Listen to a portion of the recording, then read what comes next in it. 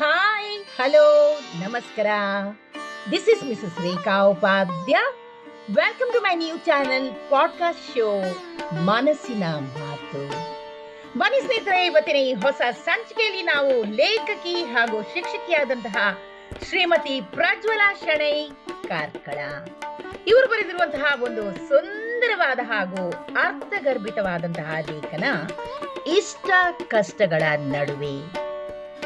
ಇದರ ಸಲುವಾಗಿ ಕೆಲವೊಂದಿಷ್ಟು ಮಾಹಿತಿಗಳನ್ನ ನಾವು ಇವತ್ತಿನ ಈ ಸಂಚಿಕೆಯ ಮೂಲಕ ಕೇಳಿ ಆನಂದಿಸೋಣ ಹಾಗೂ ಕಲ್ತ್ಕೊಳ್ಳೋಣ. ಸ್ನೇಹಿತರೆ, ಪ್ರತಿಯೊಬ್ಬರಿಗೂ ಒಂದೊಂದು ಕನಸಂತ ಇರುತ್ತೆ. ಆದರೆ ಆ ಕನಸನ್ನ ನನಸಾಗಿಸುವ ಹಾದಿಯಲ್ಲಿ ಎಲ್ಲರೂ ತನ್ನನ್ನ ಇಷ್ಟಪಡಬೇಕು, ಮೆಚ್ಚುಗೆ ಸೂಚಿಸಬೇಕು, ಯಾವಾಗ್ಲೂ ನಮ್ಮ ಜೊತೆ ನಿಲ್ಬೇಕು ಎಂದೆಲ್ಲ ನಮ್ಮ ಮನಸ್ಸು ಯಾವಾಗ್ಲೂ ಯೋಚನೆ ಮಾಡ್ತಾನೆ ಇರುತ್ತೆ.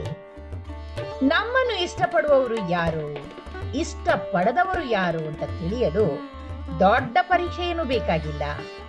ಅವರ ಮಾತು, ವರ್ತನೆ, ನಮ್ಗಾಗಿ ಅವರು ಕೊಡೋ ಸಮಯ, ಕಾಳಜಿ, ನಿರ್ಲಕ್ಷ್ಯ ಎಷ್ಟೇ ಸಾಕು ಸ್ನೇಹಿತರೆ.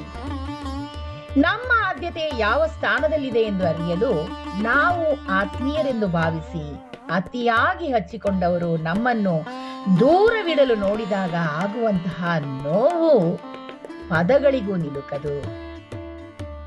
ಯಾರಾದ್ರೂ ನಮ್ಮ ಬದುಕಲ್ಲಿ ಉಳಿಯಲು ಇಚ್ಛಿಸೋದಿಲ್ಲವಾದ್ರೆ ಅವರನ್ನ ಬಲವಂತವಾಗಿ ನಮ್ಮೊಂದಿಗೆ ಇರಿಸಿಕೊಳ್ಳುವ ವ್ಯರ್ಥ ಪ್ರಯತ್ನವಂತೂ ಬೇಡ ಸ್ನೇಹಿತರೆ. ಎಲ್ರೂ ನಮ್ಮನ್ನ ಮೆಚ್ಚಬೇಕು ಅನ್ನೋ ಹಂಬಲವನ್ನು ಬಿಟ್ಟ ದಿನ ನಮ್ಮ ಬದುಕು ನಿಜವಾಗಲೂ ಆರಂಭವಾಗುತ್ತೆ. ನಮ್ಮನ್ನ ಗೌರವಿಸುವವರಿಗಾಗಿ ಕಾಯದೆ ನಮ್ಮನ್ನೇ ನಾವು ಗೌರವಿಸೋದನ್ನ ಕಲಿತಾಗ ಮನಸ್ಸು ಕೂಡ ಗಟ್ಟಿಯಾಗುತ್ತೆ ಹಾಗೂ ಬದುಕು ಕೂಡ ಹಗುರಾಗುತ್ತೆ. ಮನಸ್ಸು ಗೊಂದಲದ ಗೂಡು. ಸ್ನೇಹಿತರೆ, ಒಮ್ಮೊಮ್ಮೆ ಮನಸ್ಸು ಗೊಂದಲದ ಗೂಡಾಗಿ ಹೋಗುತ್ತೆ. ಒಳಗೊಳಗೆ ಹೊಯ್ದಾಟ, ಪರದಾಟ, ಯಾರ ಬಳಿಯೂ ಹೇಳಿಕೊಳ್ಳಲಾಗದಂತಹ ಸಂಕಟ. ಒಂದೊಮ್ಮೆ ಹೇಳಿದ್ರು ಕೂಡ ಅದು ಇನ್ಯಾರ ಕಿವಿಗೋ ಬಾಯಿಗೋ ಬಿದ್ದು ಮುಂದೇನಾಗುತ್ತೋ ಅನ್ನೋ ಆತಂಕ. ಹೊರಗೆ ಎಲ್ಲವೂ ಸರಿಯಾಗಿದೆ ಅಂತ ತೋರಿಸ್ಕೊಂಡ್ರು ಒಳಗೊಳಗೆ ಭಾರಿ ಯುದ್ಧವೇ ನಡೀತಾ ಇರುತ್ತೆ.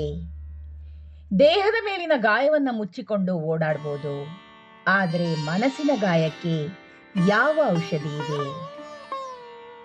ನಮ್ಮನ್ನ ಅವರು ಗೌರವಿಸೋದಿಲ್ಲ, ಬೆಲೆ ಕೊಡೋದಿಲ್ಲ ಎಂದೆಲ್ಲ ಮನಸ್ಸಿಗೆ ನೋವನ್ನ ತಂದ್ಕೊಂಡು ಕೊರಗ್ತಾನೆ ಇರ್ತೀವಿ.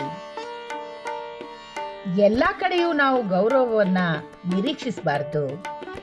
ನಮಗೆ ಗೌರವವಿಲ್ಲದ ಜಾಗದಲ್ಲಿ ಅದನ್ನ ನಿರೀಕ್ಷಿಸುತ್ತಾ ಸಮಯ ವ್ಯರ್ಥ ಮಾಡೋ ಬದಲು ನಮ್ಗೆ ಯಾರು ಬೆಲೆ ಕೊಡ್ತಾರೋ, ಯಾರು ಗೌರವದಿಂದ ನಮ್ಮನ್ನ ನೋಡ್ತಾರೋ, ಯಾರು ನಮ್ಮೊಂದಿಗೆ ಸಮಯವನ್ನ ಕಳೆಯಲು ಇಷ್ಟಪಡ್ತಾರೋ ಅವರಿಗಾಗಿ ನಮ್ಮ ಸಮಯ, ಪ್ರೀತಿ, ಆತ್ಮೀಯತೆಯನ್ನ ನೀಡೋದು ನಮ್ಮ ಜಾಣತನ. ಎಲ್ರೂ ನಮ್ಮನ್ನ ಮೆಚ್ಚಬೇಕು ಅನ್ನೋ ಹಪಾಹಪಿಯೇ ಬದುಕಿನ ಗುರಿಯಾಗಿರ್ಬಾರ್ದು ಸ್ನೇಹಿತರೆ. ಮನೋವ್ಯತೆಯ ಸುಳಿಯೊಳಗೆ ಮನಸ್ಸಿನ ಋಣಾತ್ಮಕತೆಯೇ ನಮ್ಮೆಲ್ಲಾ ಸಮಸ್ಯೆಗಳಿಗೆ ಒಂದು ಮೂಲ ಕಾರಣವಾಗಿ ಬಿಟ್ಟಿವೆ. ಎಷ್ಟೋ ಬಾರಿ ನಮ್ಗೆ ಇಷ್ಟ ಇಲ್ಲದಿದ್ರು ಅನಿವಾರ್ಯವಾಗಿ ಕೆಲಸ ಮಾಡಬೇಕಾಗಿ ಬರುತ್ತೆ. ಎಷ್ಟೋ ಬಾರಿ ನಮ್ಮದೇ ಮನೆಗಳಲ್ಲಿ, ಕೆಲಸದ ಸ್ಥಳಗಳಲ್ಲಿ ಆಜ್ಞೆ ಪಾಲಿಸಬೇಕು ಅನ್ನೋ ಒತ್ತಡವು ದಬ್ಬಾಳಿಕೆಯ ರೂಪವನ್ನೇ ಪಡೆದುಕೊಳ್ಳುತ್ತೆ. ಅಧಿಕಾರ, ಸ್ಥಾನಮಾನ ಇರೋದು ನಮ್ಮ ವ್ಯಕ್ತಿತ್ವವನ್ನು ಎತ್ತಿ ಹಿಡಿಯಲು. ಆದ್ರೆ ತಮಗೆ ಸಿಕ್ಕ ಸ್ಥಾನದಿಂದ ಎಲ್ಲರೂ ತನ್ನ ಆದೇಶದಂತೆ ನಡಿಬೇಕು ಅನ್ನೋ ಧೋರಣೆ ಇದ್ರೆ ಕೆಲಸ ಮುಗಿಬಹುದು, ಆದ್ರೆ ಕಾರ್ಯಕ್ಷಮತೆ ಇರದು. ಮಾನಸಿಕ ಒತ್ತಡ ತರುವ ವಾತಾವರಣದಲ್ಲಿ ಯಾರೂ ಕೂಡ ತಮ್ಮ ಅತ್ಯುತ್ತಮ ರೂಪವನ್ನು ಹೊರತರಲು ಸಾಧ್ಯವಿಲ್ಲ. ನಮ್ಮ ನೋವು, ಸಮಸ್ಯೆಗಳಿಗೆ ಸ್ಪಂದನೆ ಇಲ್ಲದ ಸ್ಥಳಗಳಲ್ಲಿ ಸಹಿಸಿಕೊಳ್ಳಬೇಕಾದ ಅನಿವಾರ್ಯತೆ ಸೃಷ್ಟಿಯಾಗಬಹುದು. ಸಹನೆಗೂ ಒಂದು ಮಿತಿ ಇದೆ ಸ್ನೇಹಿತರೆ. ಸಹನೆ ಮತ್ತು ಸಹಿಸುವಿಕೆ ಎರಡೂ ಒಂದೇ ಅಲ್ಲ. ನಮ್ಮ ಆತ್ಮವಿಶ್ವಾಸವನ್ನು ಕುಗ್ಗಿಸುವ, ಭಯ ಹುಟ್ಟಿಸುವ, ಪದೇ ಪದೇ ತಪ್ಪುಗಳನ್ನೇ ಹುಡುಕುವ ವ್ಯಕ್ತಿತ್ವದ ನಡುವೆ ಧೈರ್ಯದಿಂದ ಮುನ್ನಡೆಯುವ ಮನೋಭಾವನೆ ನಾವು ಬೆಳೆಸ್ಕೋಬೇಕು. ಹಿರಿತನ ಅನ್ನೋದು ಧ್ವನಿಯ ಗಟ್ಟಿತನವಲ್ಲ, ಅದು ಮನಸ್ಸಿನ ವಿಶಾಲತೆ. ಅಧಿಕಾರ ಅನ್ನೋದು ಕುರ್ಚಿಯ ಎತ್ತರದಲ್ಲಿಲ್ಲ, ಕೈ ಹಿಡಿದು ಬೆಳೆಸುವ ಗುಣದಲ್ಲಿದೆ. ನಿಜವಾದ ನಾಯಕತ್ವ ಭಯ ಹುಟ್ಟಿಸುವುದಲ್ಲ, ಭರವಸೆಯನ್ನ ಮೂಡಿಸುವುದರಲ್ಲಿದೆ. ಆಜ್ಞೆ ಮಾಡುವುದರಲ್ಲಿ ಇಲ್ಲ, ಆಲಿಸುವುದರಲ್ಲಿದೆ.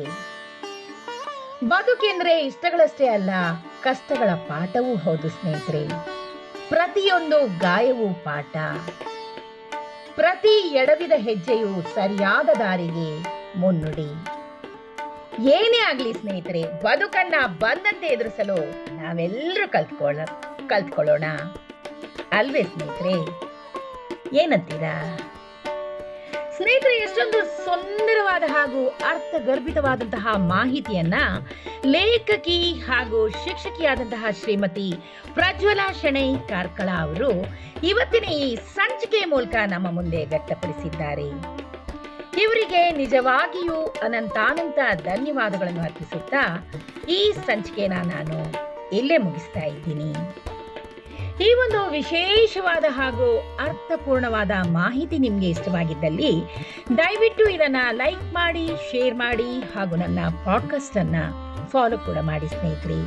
ಧನ್ಯವಾದಗಳು. ಮತ್ತೆ ಸಿಗೋಣ ಮುಂದಿನ ಸಂಚಿಕೆಯಲ್ಲಿ. ನಮಸ್ಕಾರ.